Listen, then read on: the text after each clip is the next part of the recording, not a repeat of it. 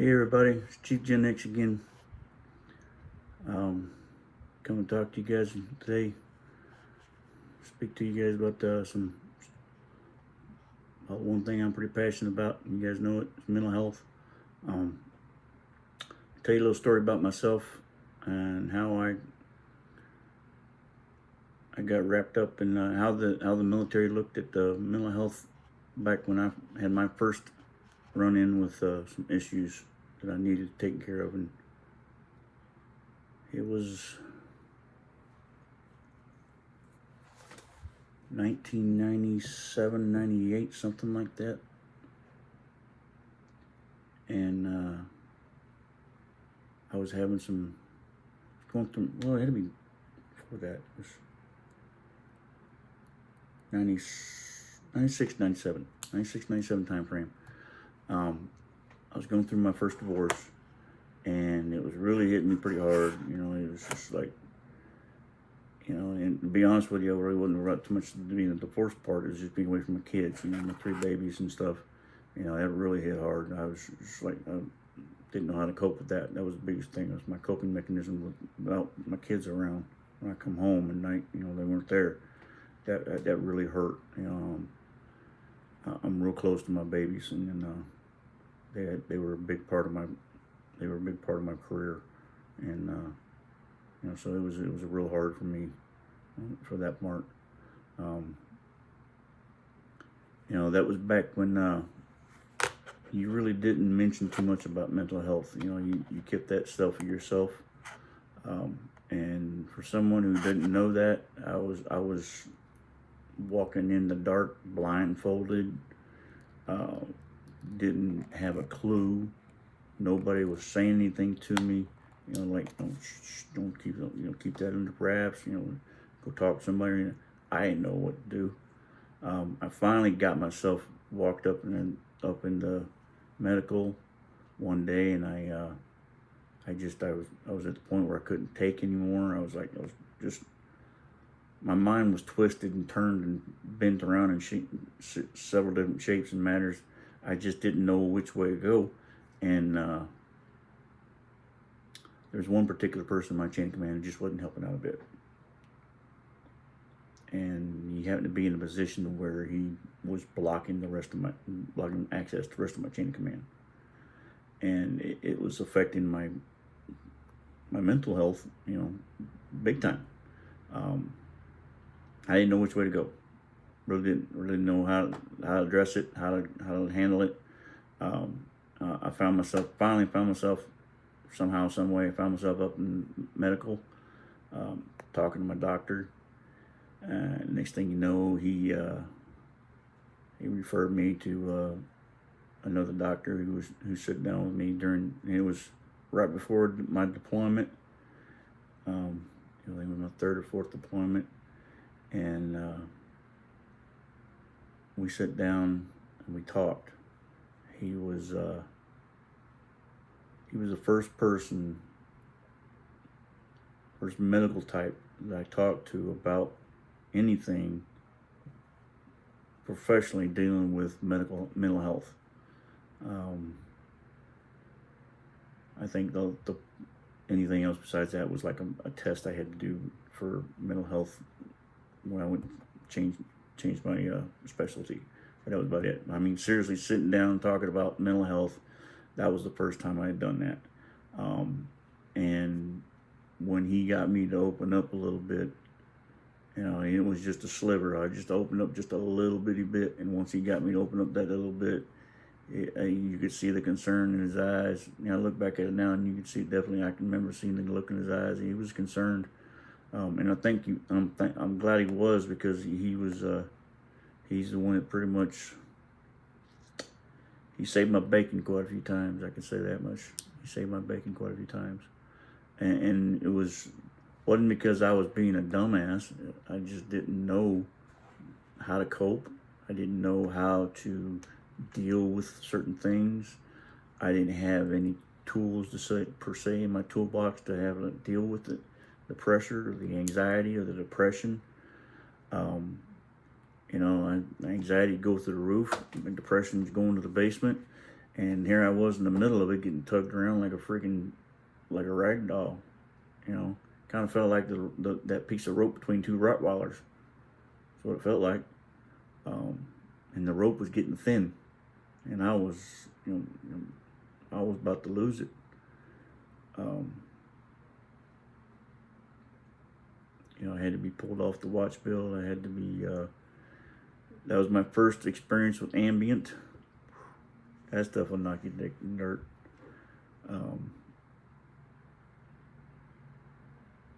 It was just one of those times where it was my first time experiencing it.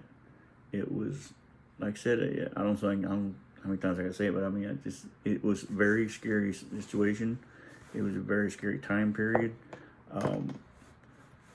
I had a lot of things going through my mind. I didn't know if I wanted to stay in the Navy. I didn't know if I wanted to get out of the Navy. I didn't know if I wanted, I didn't know what the hell I wanted. All I knew for sure from the fact is I wanted something, whatever inside of here was running around like a crazy maniac. I wanted it to stop. I really wanted it to stop. And that's what I wanted the most. I wanted that rabbit or that guinea pig or whoever got off the wheel needed to get his ass back up on the wheel and start rolling again, because the son bitch was not on the wheel and he was all over the fucking room. I couldn't stay focused for more than 10 seconds. I couldn't keep a simple thought in my head. I couldn't keep on tracking things where they were going for shit. I mean, because the mind was not there. It was somewhere else. It was every direction. They would say, "Oh, well, your mind's back home." No, it's not. I wish it was. I could be able to freaking focus. It wasn't. It wasn't on my kids. It wasn't on my ex. It wasn't on work. It wasn't. It was just all over the place. It's not focused here. It's not focused there. It's focused everywhere and nowhere at the same time. And I had to fight that. I had to battle with that. And if it wasn't for that doc sitting down with me, and we met. First, we were meeting 2 or 3 times a week. Actually, 3 or 4 times a week. Truth be known, 3 or 4 times a week, I was up there. You checking on me? You all right? You all right? Yeah, I am, doc. Okay. It was just a very scary time frame. It was something I didn't expect. Something I didn't know how to cope with. Something I didn't know how to do. I didn't know where to turn. Didn't know who to go to. Was getting very little help from my chain of command. Like I said, that one person who was supposed to be my help, supposed to be my advocate, was not being my advocate. Was being quite the other direction. Was being very discriminative about it. Was not being helpful at all. And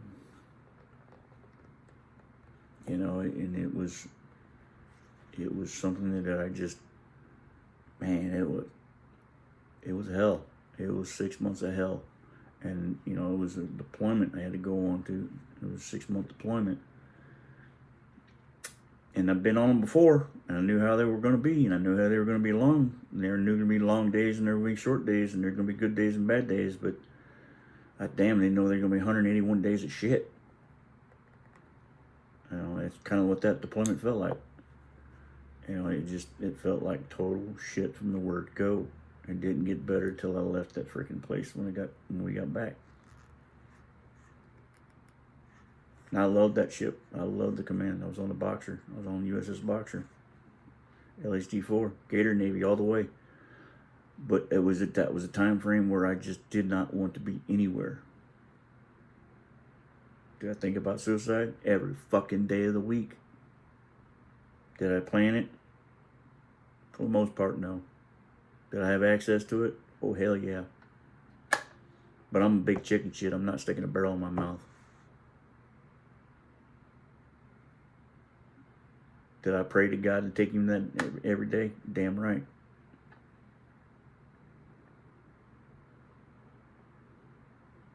I thank him later on for not taking me. But yeah, it was was a long battle. But Doc and I, we got through it. He got me through it. I should say he got me through it. And I owe him a lot, because there was times where I just didn't want to go anywhere. I didn't want to get out of bed. I didn't want to be in bed. I didn't want to be on a ship. I didn't want to be anywhere. I just didn't want to exist.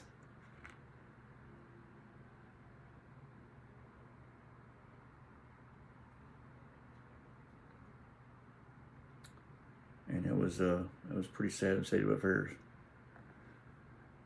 But now, thankfully, the military is wisened up to this, and they've gotten a lot better at dealing with mental health, identifying it, getting it identified early, getting the service member to the right people, the right places, hopefully in a timely manner. Now, I will say that a lot of that depends upon the individual. Now, I'm going to put an emphasis on everything. For me, I almost waited too late. I'll be the first one to admit, I almost waited too late. But I don't put it up on y'all that are still active duty. If you think you might have waited too long, you already have waited too long. You need to get your asses in there. If you think you got an issue, you do. Okay, because you're usually the last ones to realize you got an issue with anything. If you think you got an issue, you need to talk to somebody about it. You need to get your ass over to the doc and see him. Say, hey, we need to dial up the shrink, or whatever you want to call him, the head shrinker, the shrink, or the counselor, whatever you want to call him. I finally called mine the shrink. You know, and he was like, we getting couch time today, Doc? And he's like, shut up, sit down, let's talk.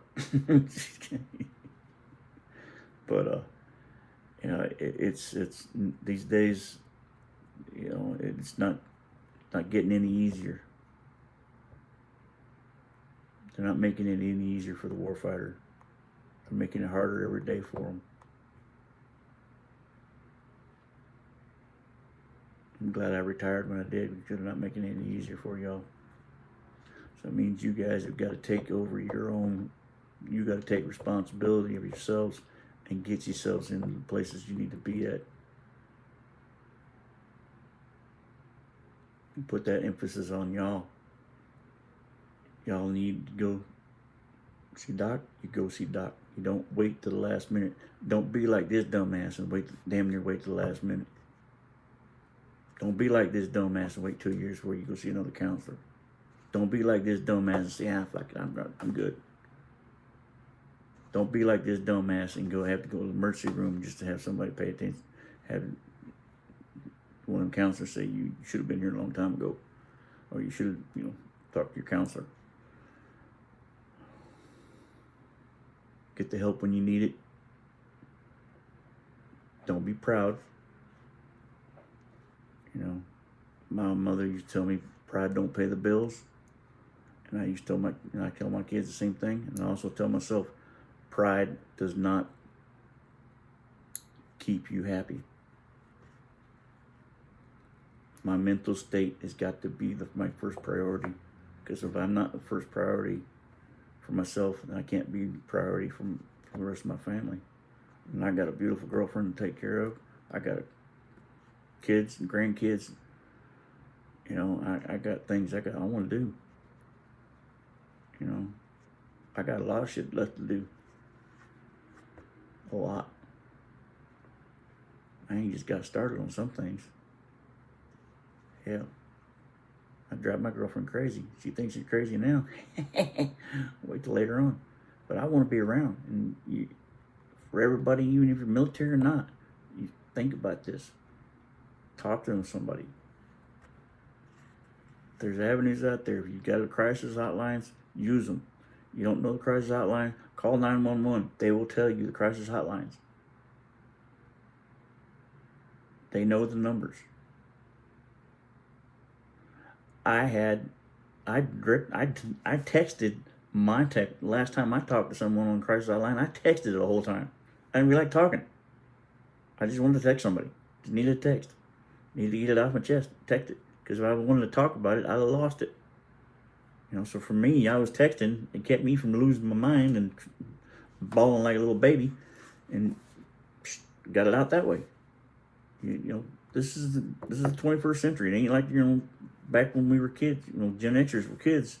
Ain't that bad. You ain't gotta worry about a keychain, keychain or anything like that. You text and you can FaceTime. You can, the video chatting. My 2 years with my counselor, she never physically met me one time. We were on a freaking video the whole time. Then she went and got up and got an old damn department head job. Fart. But no, there is avenues out there for y'all. Please go see them. Please seek them out. If you can't, you don't know what to do, you feel like you're on the last leg, call 911. They will put you in. They will put you in the right direction. If you're not at that point yet, get up on the internet. That's what Google's for. Google it. When you tell Google, "I'm depressed. I need help," it will tell you. Tell them your zip code. It will help. It will put you in the right direction. For us military folks, Military One has got a ton of information for you.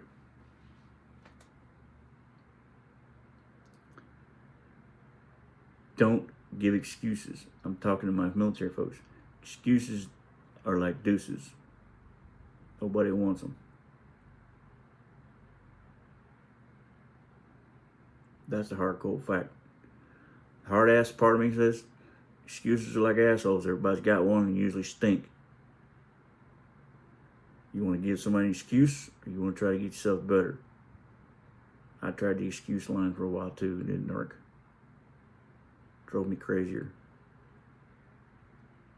When I started owning up to what I needed to do, things got a whole lot better. I'm telling you, they got a whole lot better. So, take it from one old man who's been down that road a couple times. Get the help. Get it quick. Because getting through the door is the hard part. And damn, it's hard. Alright. Hit me up on the DM if you need to. I'm Chief Gen X, and I'm out.